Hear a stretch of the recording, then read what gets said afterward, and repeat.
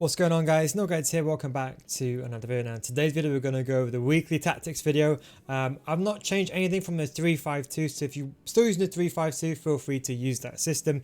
This is for the 4-3-3 fifth variation, 4-2-3-1, 3-5-2 and 4-4-2 second variation. I'm going to go through all the tactics and I'm also going to show you them all as well. I just want to mention as well, if you are new here, don't forget, when you want to get better at the game, you ideally want a different system for every aspect of the game. So if you're losing 1-0, you go up. If you're losing 2-0, you might go there. And if you're completely losing, you'll go down to your ultra attacking. So the key thing is the progressive system. So if maybe you come back, maybe you're 1-0 down, but then you come back, then you go back to your defensive phase. So yeah, basically a formation for every phase of the gameplay. That's the whole idea behind the progressive system.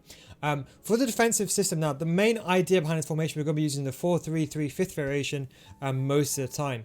I would still say it's worth sticking in a 4-2-3-1, balanced 4-3, balanced 4 and 6. And of course, for the instructions, we've got come back and defense for every single one of our 3 camps. Get into the box for the outside ones. Of course, you can pause this video and see them, see any single segment you want. Cut passing lane, step back while attacking, cover center, and cover conservative interceptions of both CDMs. Left back and right back, stay back while attacking, conservative interceptions and overlap. Now, why this is important is the 4-3-3 is not really an attacking formation. You've got so many players going forward. Yes, you can use the 4-3-3 as ultra defensive formation, but I think you're better off just having 2 CDMs. The issue is with a 4-3-3 only has 1 CDM, so when you want to be in your most defensive state, let's say for example you're winning 2-0 towards the end of the game, you ideally want 2 CDMs because your opponent is naturally going to be more attacking. He's not going to be like, oh, I'm only going to play 1 striker. He's going to start playing with 2 strikers, have more players join the attack, maybe the fullbacks join the attack, so you need to have a defensive phase. So the 4-2-3-1 can be used for the most of the part of the game. Let's say, for example, if you're winning 1-0 or if you're winning 2-0, you can use the 4-2-3-1 to close the game out. Then we go over to the 4-3-3 fifth variation, the main formation. Now, I have a video on all these formations, in particular the 4-3-3 fifth variation. I uploaded the video just a couple of days back, so be sure to check that one out. Pressure and every touch, 3, 4, possession, 3 and 4. Now, I use possession, as I mentioned. If you're not used to possession, you can use balanced, as I mentioned in that video. But for me personally, I prefer possession. And don't forget as well, if you're going to play this the entire game, it might be worth putting this on balance, just for the simple fact is, pressure and every touch is maybe a bit too attacking. I know you want to play that Pep Guardiola-esque type of play, but sometimes it's not feasible against a better player. So just do bear that in mind. But I got pressure and every touch, 3, 4, possession 3 and 4 again. In terms of the instructions, come back on the fence for both left wing and right wing. Both of them cut inside, come short, get inside the box. Again, with that system, we want these players basically coming in short when we have the ball with our our central player, or the false 9 player, I like to call him, the central player. Now, we don't actually have false 9 on him, we have him on balanced. I mentioned this in the video, but if you have this player on false 9, he always drops deep. That means you've got no strikers available. Now, in real life, it's completely fine. Messi picks up the ball from nowhere and starts running past your opponent's defense. In FIFA, it doesn't work like that. So you need to have a player that's balanced in front. I would recommend stay central. That way he's always in the middle. He's not veering anywhere off. Your main marksman player should be here. We left him on balance. So sometimes he drops in deep and becomes a false 9 player. Sometimes he goes forward. Let's say, for example, if, Overmars, who's on free roam, he takes in that striker position, the striker, or Ronaldo in this case, might drop down. So leaving him on balance is, let's say to AI, okay, you know what? You do the right things depending on the situation. Stay central, stay forward. Left centre mid, get forward. Free roam, as I mentioned, free roam just occupies the free spaces available. Cover centre. The other CDM, we have them on balanced and cover centre. Don't forget as well, if you are finding this is too attacking, you can put this on stay back while attacking. But I'm more than comfortable playing this play on balanced. And a CDM, cut passing lane, stay back while attacking, and cover centre.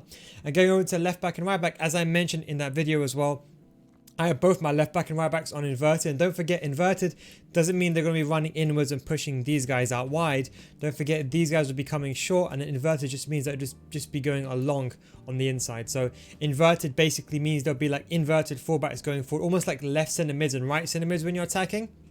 And your left wing and right wing end up becoming inside forwards, and that is basically the 4-3-3. And you can use that the entire game. There is no qualms about that. In fact, you can just use both these formations. This is an attacking formation and this is a defensive formation the entire game. There is no issues with that. But we had to put the 3-5-2 in. In fact, if you want to use the 4-1-2-1-2 second variation, you can do that here. Now, why this is important is if you're losing 2-0 and you're playing against a good opponent, this 4-3-3 will not be good enough for most players. If you're a Division 1 player and you know you're an elite player, that's fine. You know how to trigger players going forward. But what if you're not used to that? What if you need 2 strikers up front? Then that's why we have that 3-5-2 formation. Don't forget, I've got a video on this 3-5-2. Some slight modifications, balanced 4-3, long ball, and of course we have this on 5 and 3. And instructions, basically the exact same as my normal 3-5-2. Stay central, get it by and come back in defense. One of the other strikers stay forward, stay central. Both these guys are going to stay centrally in a 2-striker formation. We got come back in defense, get into the box for the cam, the most attacking player behind the, I suppose you can say, the 2 strikers. Left mid, right mid, come back in defense, get it behind, get into the box, concerning interceptions. As usual, nothing has changed very much there. And in this situation, both CDMs cut passing lanes, stay back while taking cover center. Now, why this is very much important is if you're in a game and you know, for example, your opponent's like, you know what, this guy's playing a 4 false 9 against me. I'm going to deliberately play a 4-2-3-1 and park the bus the entire game. You're going to be there like, okay, now what do I do now? I can't break through with just 1 striker.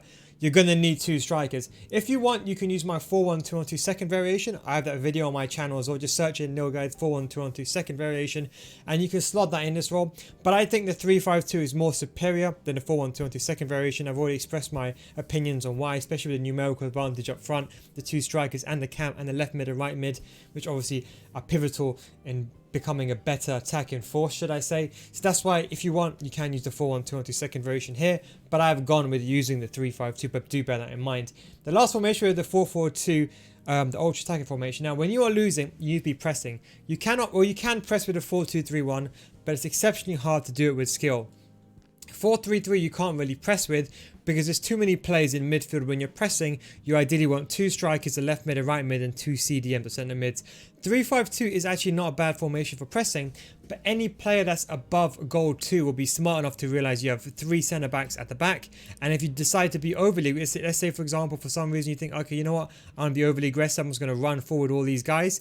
Your opponent will very simply just do an L1 trigger, send that player going forward, and do a driven through ball down the wing. We all know what we're talking about here. Through balls are so effective down the wing. So the 3-5-2 is not effective formation to press with because you haven't got a back 4. Whereas basically the 4-4-2, you got that back 4. So you can be crazily aggressive with these guys, right? Naturally speaking, you cover most of the pitch in the centre with these players. About 70-80% of the pitch is already covered with these guys. And that means you can press with these guys and have the free room of, if your opponent plays a through ball, you can recover. So at the worst case scenario, your opponent has 4 strikers on stay forward. At least you've got a 4v4 at the back. So for the tactics, we've got constant pressure, 7. We've got 5, long ball 5, and we've got 7 instructions. Stay central, stay forward for one of the strikers. Stay central, come back in defense because you still want one. Because don't forget, when you're pressing your opponent, you don't want to be in front of the ball. You basically want your opponent to be, you want to be behind them. That way you can go forward and press them. You don't want to be running backwards to press, if that makes sense. And that is how you press effectively. Left mid and right mid, both of them, of course, on comeback and offense, and that is about it. One of the CDMs on cut passing lanes, cover center, and attacking support and balanced. The other one on stay back while attacking. So your most attacking one on balanced, left back and right back, stay back while attacking. So the idea is, when you go, and don't forget the default formation, the balanced formation, we're not parking the bus. In case you're thinking, what the hell is this? Basically what this is, just an anti-kickoff formation. So when the game starts, your opponent might kick off. I'm sure you're very much aware of the kickoff glitch. So basically the starting formation, I don't use that the entire game. That is just for chemistry purposes. So in the if my opponent kicks off first, I would change to like one of these other formations first. But normally it's like a kind of a transition period of like 1 minute or 2 minutes. In real life time. So I have everything on balance, everything on one, so I'm narrow as possible, and everyone on comeback and offense, or it's meant to be on comeback and offense. I just leave it on default. But if you leave it on comeback and offense, that way you're more defensive, you're on position. That way, before your formation changes, you will avoid the kickoff. That's kind of my nil guide's tip to avoid the kickoff glitch, to have everyone on comeback and offense, with everything on one, and that way while you're waiting for the formation to change, because formations can change instantly, remember, then you can have that safety net in place. And that is a team, as I mentioned. It does work for cheaper teams, of course. You see what I've seen the video. I've tested this with cheaper teams. In terms of the formation, so the idea is, I would recommend starting, if you're playing the 4-3-3 most of the time, start with the 4-3-3 fifth variation the entire time. If you're winning 1-0, I would say you can stay in the 4-3-3 fifth variation, and you can veer between these two. So if you're losing, you stay on this one, 1-0. And then if, for example, you're winning and you want to close the game out, you can go to the 4-2-3-1. You will spend most of your time, I would say, and this is only if you're using, don't forget the 4-3-3. If you still use a 3-5-2 system, refer to my video 2 or last week or the week before. Nothing has changed from that note. But you can stick between these two. Don't forget, this is just custom made for this, especially this 4-3-3. That's where you'll be spending most of the time. Sometimes in the game, you'll spend, I'll say 70% of your game will be here. Now, sometimes you might be losing 2-0. You might be on this formation. You might be thinking, you know what? He knows I got one striker. He's defending very well. He's running back with his striker or his cam. I can't get through. Then you would change to this attacking formation. This would be the one with the 2 strikers. If you get 2 goals back, let's say it's now 2-2, you go back to the 4-3-3. And if not, let's say in the very last situation, let's say it's 5-10 minutes left or 15-20 minutes left. You know you're losing.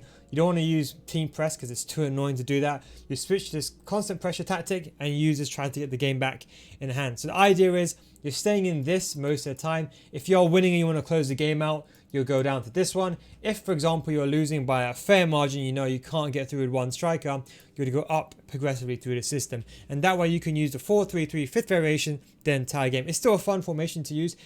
I know most of you guys like playing this formation. Don't forget, you have to play somewhat slow and progressive. I'll have a video on how to play the 4-3-3 as well coming soon.